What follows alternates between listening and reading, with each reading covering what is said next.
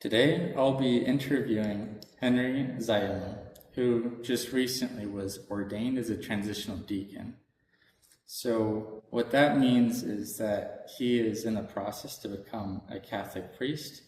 So, he will be a transitional deacon for about 6 months or so, correct? About 6 months. Yes, canonically speaking. Yeah. And then he'll be ordained a priest.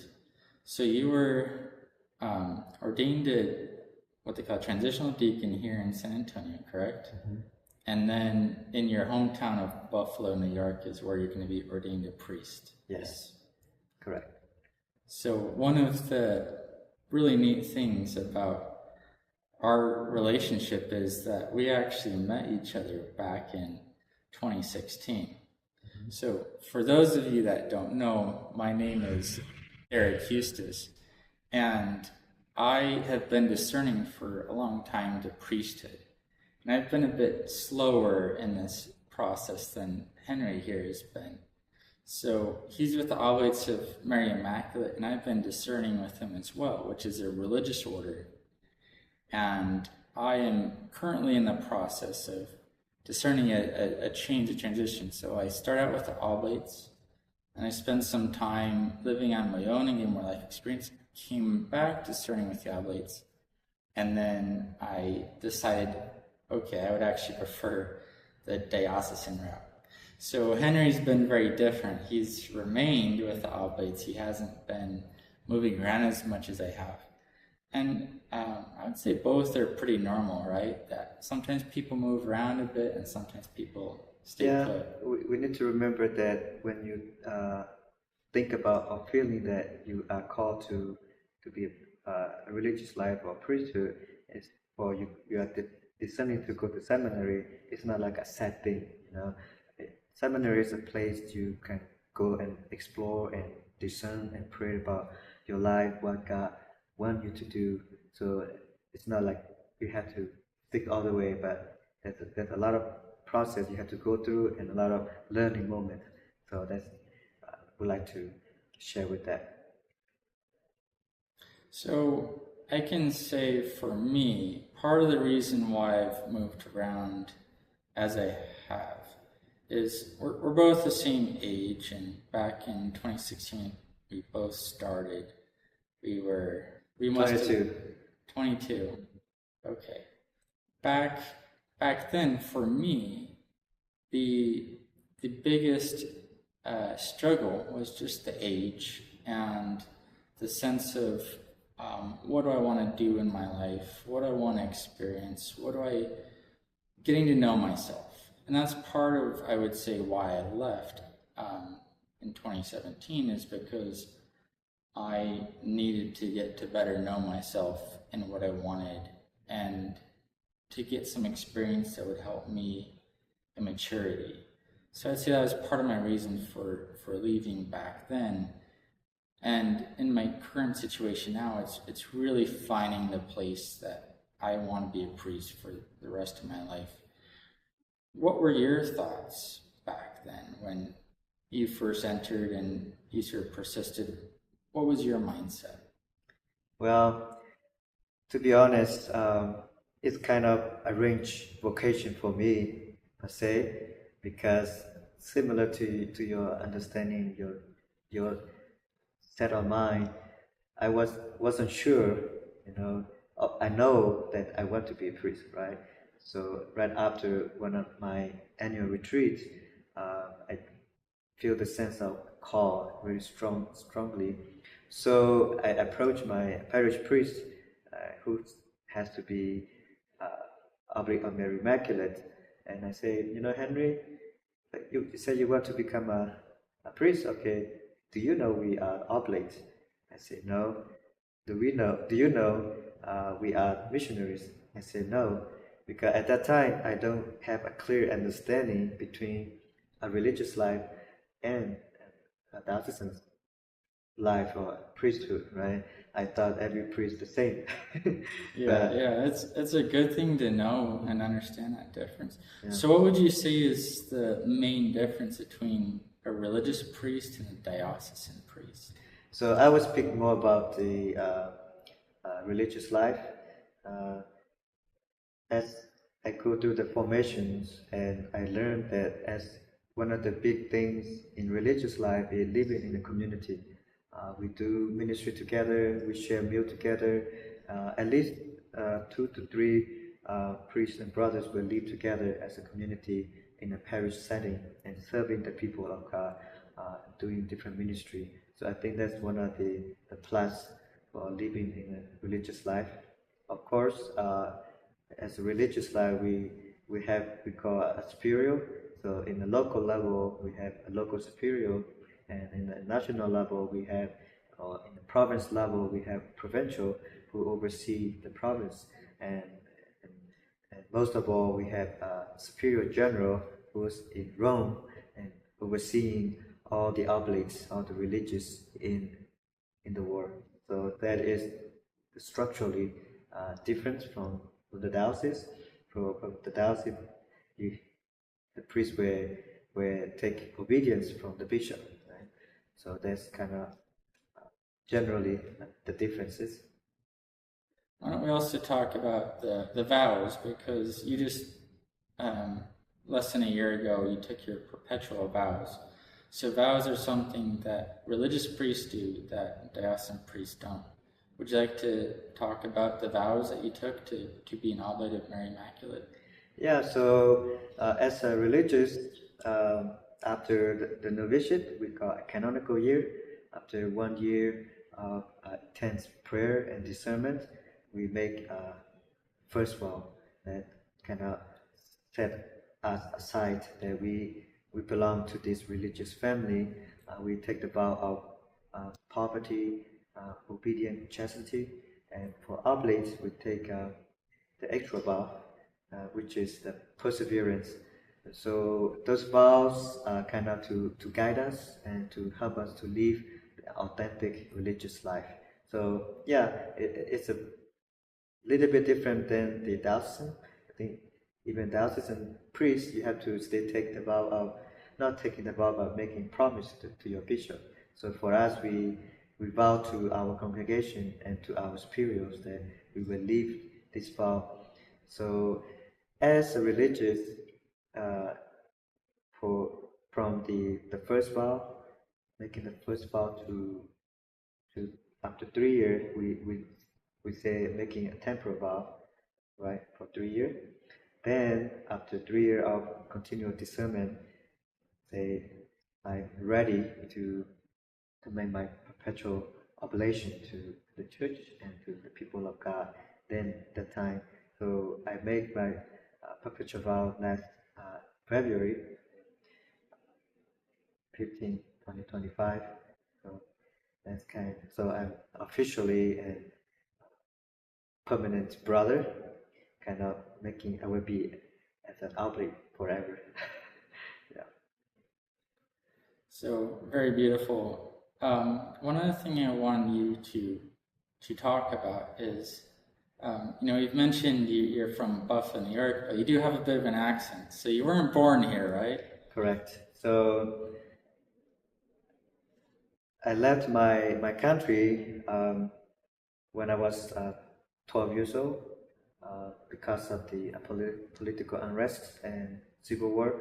And so my family had to left our country in 2008. So what's the country that you left? So the country I'm from, Burma, used to be. Now the new name is Myanmar, which is neighbor to India, China, Thailand, and Laos. So those are our neighbor country. So consequently, as we left our country, we had to fled to Thailand, a neighbor country, for protection. So as a refugee, I was in Thailand for 6 years. Then, until I get to US in 2013, I don't speak English at all. But as I get to the US, relearn the English, go back to ESL classes and get my GED, and go to college for 1 year. I was in architect technology program for a year. Then after that, I kind of get into the religious life. So, would you say that your experience of having to leave your home country and then eventually come here, did that experience influence you and your desire to be, well, first of all, a priest, but also a missionary priest, a religious priest? Did that influence your decision? Yeah, very much. Well, when during my time in the refugee camp in Thailand, uh, imagine you as a Catholic, you can go to a chapel. We have a small chapel, but you don't have a priest. For a priest will come from the city once in 3 months. So I I was really longing to have a Holy Mass, Eucharist, adoration every week, but because of the lack of priests and not so many religious can come to the camp, so that kind of crept into my mind that maybe I want to become a priest to serve these refugees in the camp. So that kind of creeping the back of my mind, and I wasn't sure how to approach, how to pursue with that to be a priest. So time moves on back to 2016, and that time I have a opportunity to the retreat, beautiful retreat, and get into in touch with the missionary Oblates of Mary Immaculate. So that kind of reconnecting. So when I meet the Oblates, say we are the missionary. So that kind of saying, I can be, an Oblate missionary. As a priest, I can be priest for refugees and immigrants. So I think that kind of stay uh, dwelling in my heart, being a refugee once, then now I feel like stay called to serve the people, especially with the migrants and refugees. So, and the other thing, uh, so you could ask, why do you stay with the Oblates, right? Why do you want to continue this way of life?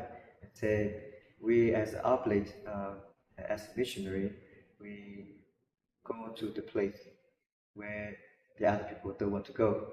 Right? We want to serve the poor and the most abandoned. So, and, and as Oblates are saying, there is no ministry is foreign to us. So that kind of oblate zeal and the missionary zeal, they want to be with the people, want to serve the people, and so that kind of give me a sense of motivation and also sense of that charism is nourish me to stick to this vocation that, and I also feel that yes, this is it, this is my home, and this is what I want to become as the oblate priest, missionary priest, and to serve the poor and the most abandoned. Yeah. I think it's a very beautiful thing. And it's also interesting to me, too, how sometimes the same kind of premise, the same desire to serve people, to be a missionary, to reach out, can lead the two of us to different conclusions. So as you're in your process towards priesthood, your desire to serve the people and their needs has led you to feel that this path with the Oblates is the best path for you. And for me, in my own discernment, as I've spent a year in the pre-novitiate, once again with the Oblates, and then now as I transition to hopefully join the Archdiocese of San Antonio, some of the same sort of desires of mission and serving the people are there within me, but it's leading me to draw different conclusions for how I want to go about it. For me, I see a great need for, when I was younger, absolutely, I wanted to go to other countries and be a missionary there. But I see now the mission in many ways is in my own country, United States. So many people are falling away from the faith. Just today, I had to go do a physical in order to, as part of the application process for the Archdiocese. And I told the doctor, he's like, what school is this for? I say it's for Assumption Seminary. And the word seminary didn't even mean anything to him. Like, he's like, oh, okay, how long is that school for? You know, it was a bit funny to me in some ways that telling someone I'm going to seminary, a doctor, means nothing to him. He's like, oh, okay, I never heard of that school before. So we have a lot of need for mission here in the U.S. And so for me, that was kind of my come to moment of, I want to be a missionary, but the missionary work is here. And so these same kind of desires have led us different routes, but there's still the same core there. Yeah. Of the people need the priest, the people need someone to lead them in the faith. And so finding the place where we can serve the best. And this is the path where you've come to that conclusion that you can serve the best. And that's a beautiful and wonderful thing. So why don't you go ahead and share now. You have an assignment, yes? You have a placement where you're going to be serving as a deacon before you're ordained as a priest. Can you share about that? Sure. So as I got ordained to a deacon, I got a word from my provincials that he wants me to go to Tijuana, Mexico for a period of time. Could be 6 months, could be a year, to just experience the ministry there. And my hope and my goal is, I was there for the summer, one summer there, doing some ministry work. So it's really a beautiful place with so many people, different people from all over the South America, and also different needs. Especially we are serving and the poor of of Tijuana. So it's really, I feel really called to be there. Of course, it's different than my culture, different, especially I would have a challenge with speaking Spanish, but my hope and my goal is to be with the people, but also to learn the language that people speak, so I will be a better minister to those people. And I can see also the beautiful faith that they have down there in Tijuana. So, and I hope to continue to bring the good news and also to help them to continue to express their beautiful faith through their culture. Well, thank you very much, Henry, for sharing all of that. And I'm sure all of the viewers, wish you the absolute best and God's blessings in your journey. And I'm sure you'll become an amazing priest. And I personally hope I can be there for your ordination in Buffalo. So God willing, hopefully Assumption Seminary here in San Antonio will allow me that break to be able to travel up there and see that. So thank you so much for your time, and thank you for sharing your story. It's been great to hear it. Sure, it's my pleasure to also thank you for inviting me to be on your video to share our experiences and our hopes and dreams. So let us continue to keep each other in our prayer. Will do. We'll certainly keep you in prayer, and I'm sure all the viewers will as well. Thank you, Henry. Thank you, Derek. God bless you. Amen.